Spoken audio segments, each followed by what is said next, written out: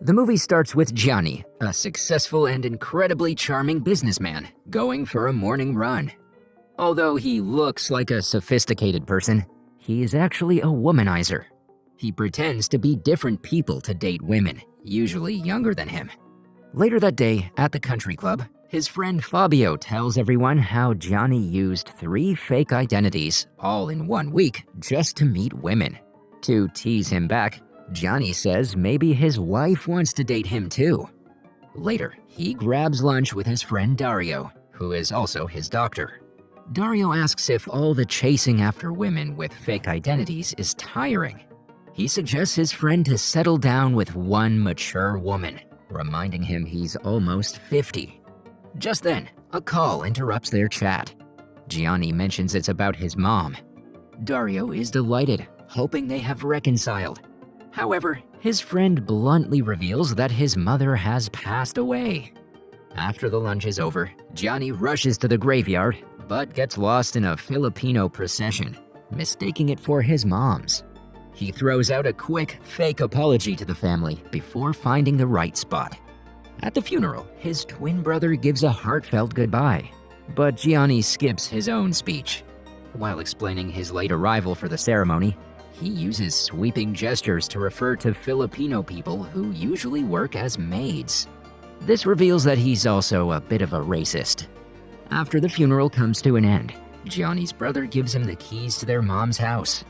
Inside, family photos make him slightly emotional as he sits in her wheelchair. Soon enough, he switches on her old radio and begins grooving to a song when a young beauty named Alessia sneaks in, startling him. Alessia, the new neighbor, explains she used to help handicapped folks at a nursing home. Seeing him in the wheelchair, she offers to volunteer if he needs anything.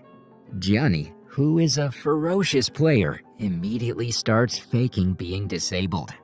The next day at work, we see his ruthless businessman side as he tears into his team during a meeting.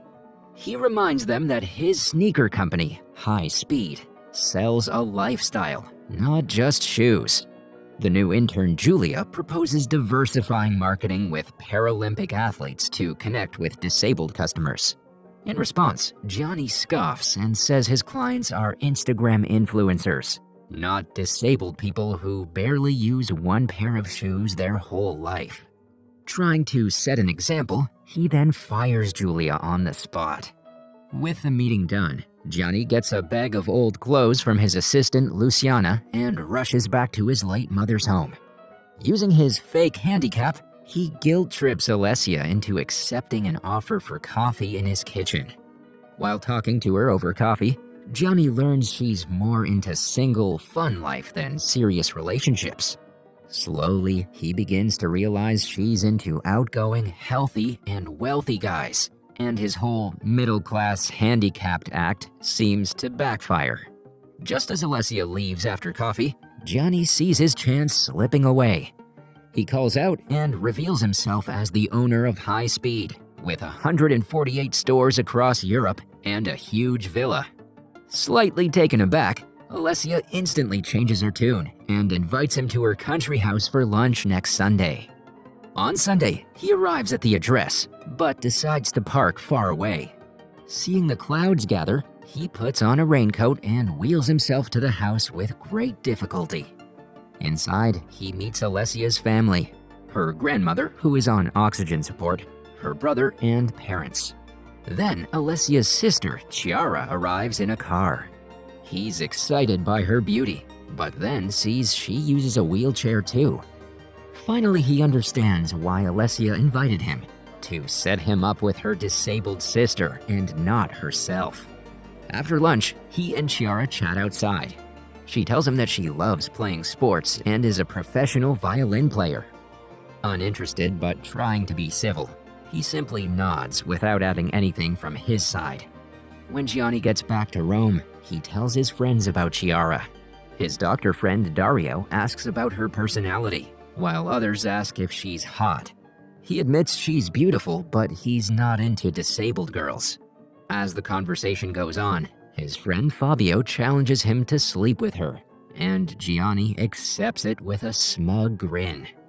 Meanwhile, Alessia visits his mother's home wanting to return his raincoat, but instead meets his brother, who doesn't know about Gianni's lie. She tells him about his brother's charity work in Botswana and sympathizes with his disability. Gianni's brother is surprised but continues to play along. Hearing all this, he later confronts his brother about the lie, asking him not to stoop so low. However, Gianni simply deflects the topic by making fun of his baldness. The following day, before leaving for work, he leaves a voicemail for Chiara, asking her out on a Saturday. But to his surprise, Chiara pays him a visit that very morning in his office. Realizing he doesn't have a wheelchair in his office, he awkwardly sits on his desk. Chiara informs him that she can't make it on Saturday, but extends an invitation to watch her tennis tournament for disabled people later that day. Trying to impress her, he makes up a fake story about his company's support for disabled athletes. Later that afternoon, Gianni, in his wheelchair, watches Chiara play a hard-fought tennis match and is genuinely impressed. After the match, she invites him to lunch along with her disabled friends. However, the lunch doesn't go as he had hoped. Constantly bombarded by questions on his disability from her friends, he feels overwhelmed and even has a nightmare that night. In the next scene, Gianni flies to Turin, where Chiara is performing with her orchestra. He buys an electric wheelchair from a local man and grabs the balcony seat in the theater.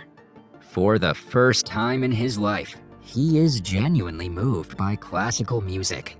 After the concert, he surprises Chiara, who asks why he's in Turin. He lies about being nearby for work and dropping in on accident. Both of them then make their way to an upscale restaurant for dinner. During the dinner, Gianni tries to confess that he lied to her about his disability, but at the last second, he deviates by saying that he lied about him being nearby. He admits that he came here just to pursue her. However, his clumsiness with the electric wheelchair is obvious for anyone to see, as he keeps on bumping against tables throughout the conversation. After dinner, Chiara takes him to her hotel where they kiss. But she stops things from going further, which disappoints our guy. After returning from Turin, Gianni asks Dario if paraplegics get erections. Already anticipating where the conversation is heading, Dario explains that they do. But for Chiara, pleasure depends on where her spinal injury is. He then suggests Gianni to forget the bet, reminding him that he's a 49-year-old and not a teenager. However, his friend playfully brushes it off. In the next scene, Gianni invites Chiara to dinner the next day, before driving to pick up the girl he met on the morning run. On the other hand, Chiara has a hearty conversation with her sister. As the two siblings share a cigarette, she reveals how happy she is that Gianni sees her as a whole woman instead of just pitying her. The next day, Chiara visits Gianni's huge house. She navigates around the furniture easily, while Gianni continuously bumps into things in his wheelchair. At dinner, she asks how he got his feet paralyzed. Gianni makes up a fake story saying that he had a similar accident to Christopher Reeves, the Superman actor. However, Chiara says that Christopher Reeves was paralyzed from the neck below. Trying to save face, Gianni says he fell off from a pony, much to the amusement of Chiara. Cautiously, she then shares her own story of the horrible car accident. Her passenger only broke his collarbone, and her violin on the next seat didn't even get scratched. But in a cruel twist of fate, she lost the use of both of her legs. Trying to uplift the gloomy mood, Gianni unveils his great surprise. He gives her a rubber noodle and asks her to put it around her chest. Then he clicks a button and water floods in the dining room, rising up to their chests. Buoyed by the rubber noodle, they float weightless in the water. In a moment of passion, both of them kiss and make love. However, later, when the water dries out, Chiara informs Gianni that she has no feeling below her legs. Visibly emotional but perplexed, Gianni tells her that he too felt it only in his forehead. When she falls asleep, he quickly takes a selfie of the two of them to gloat to his friends. The next day, Gianni shows his friends the photo, winning his bet with Fabio. However, he hides the fact that Chiara can't feel anything. Later that night, we see Fabio's wife in Gianni's house. She's in her nightdress and accidentally breaks a wine glass. Jokingly, she says she's being clumsy like a handicapped person, which offends Gianni. Without revealing the reason, he tells her to get dressed and leave. Days pass without Gianni and Chiara communicating with each other. But slowly, we start seeing changes in his outlook towards life. He asks Luciana to recall the intern who suggested expanding the marketing of the shoe company to paraplegic athletes. The next day, on his morning run, he calls Chiara and asks to set up a meeting, saying he has an important confession. Following this, he goes to her house. Chiara takes him to her room and asks him to wait while she finishes her violin practice.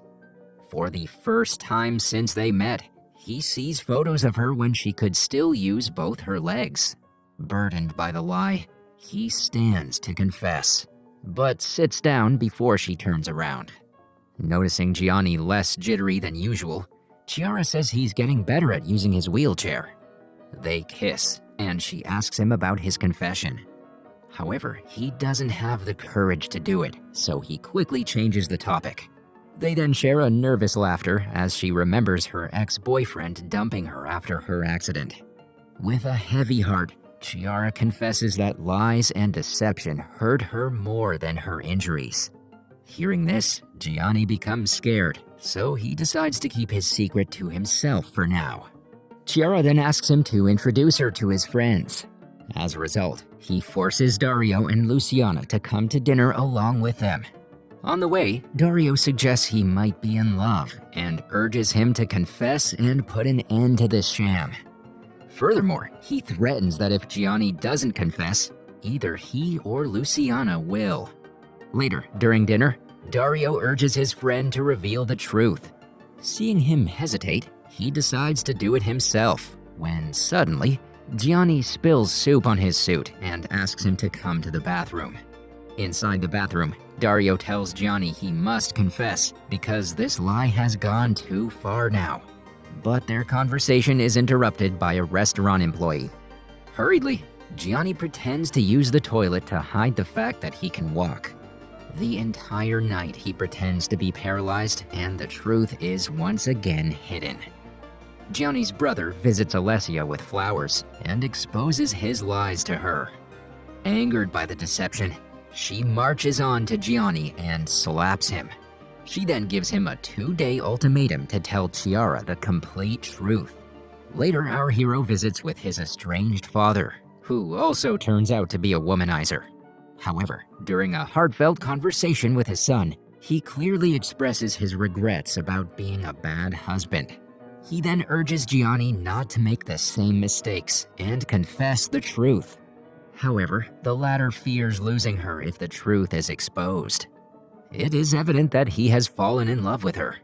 Their conversation is interrupted by an announcement about a trip to Lourdes, a famous Catholic site in France whose holy water is rumored to have healing powers. This gives the father and son a crazy idea. Gianni will take Chiara to Lourdes, pretend the water healed his fake disability, and win her back.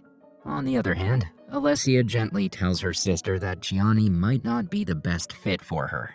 However, their conversation is interrupted by a phone call from Gianni, who asks her to go to Lourdes with him. Surprised, Alessia asks her sister why on earth are they going to Lourdes. Chiara replies that maybe Gianni wants a miracle to happen. Fed up with hiding the truth, she shockingly reveals that she knows he can walk. As someone who uses a wheelchair, she recognized his awkwardness right away. Chiara confesses she let the lie go on because it felt good to be loved, even if it was built on deception. In the next scene, the group reaches the sanctuary Notre Dame of Lourdes, where they're greeted by Father Walter, who also happens to be Italian. He asks Gianni to meet him inside the cathedral alone. When our hero goes there, Father Walter tells him that he knows he's not handicapped. Without waiting for an explanation, he warns Gianni not to stand up in front of everyone, saying it could give people false hope and make them believe in miracles. Shortly after, Gianni comes out of the cathedral, continuing his fake act. Meanwhile, Chiara wanders into the middle of the road, oblivious that a truck is approaching. When Gianni notices this, he gets up on his feet and pulls her back from danger. Although shaken, she plays along, pretending it is indeed a miracle that he can walk. She then boards the bus and leaves the place crying. Back in Rome, Gianni's world starts to crumble piece by piece. At the club, Fabio, aware of his wife's affair, confronts him. To make matters worse, Luciana also hands in her resignation. Seeking solace, Gianni visits his mother's grave and expresses his love for her for the first time in his life. He then rehires Julia and gives her the responsibility of launching the new ad campaign, the one she'd proposed before, featuring disabled athletes. Desperate to see Chiara, Gianni storms to her parents' house, where he's confronted by her grandmother. He pours his heart out, explaining how Chiara isn't returning his calls. However, the old lady retorts that Chiara is too smart to fall for his type, knowing exactly what men like him want. Gianni then says that he is 50, physically fit for his age, but mentally a mess. He then professes his love for Chiara and promises to be a better man, accidentally breaking a vase in his passionate outburst. Hearing all this, the old lady reveals that Chiara is catching a bus to the Menotti Theater in Spoleto. She gives him the route and timings, adding he can catch her at Nami if he hurries. But before he leaves, she warns him, if he ever hurts Chiara again, she wouldn't hesitate to make a handicap in reality. Thankfully, he's able to catch up to the bus before it's too late. However, refusing to melt straight away, Chiara points out that she doesn't need anyone to pity her. She then completely ignores his pleas and asks the bus to move on. In the next scene, we see Gianni back in Rome, running his heart out. Heavy with guilt, he refuses to stop until his heart rate gets too fast and eventually falls on his knees. To his surprise, he's greeted by Chiara on her wheelchair. When he asks what she's doing in Rome, she cheekily mimics his earlier answer and says she was just passing by and happened to search for running trails in Rome. Choosing to forget the past, she then embraces him and gives him a ride on her lap. In the final scene, we see Gianni, his brother, who's now dating Alessia, and Chiara's family celebrate his 50th birthday together. The credits roll as Gianni carries Chiara in his arms and dances slowly.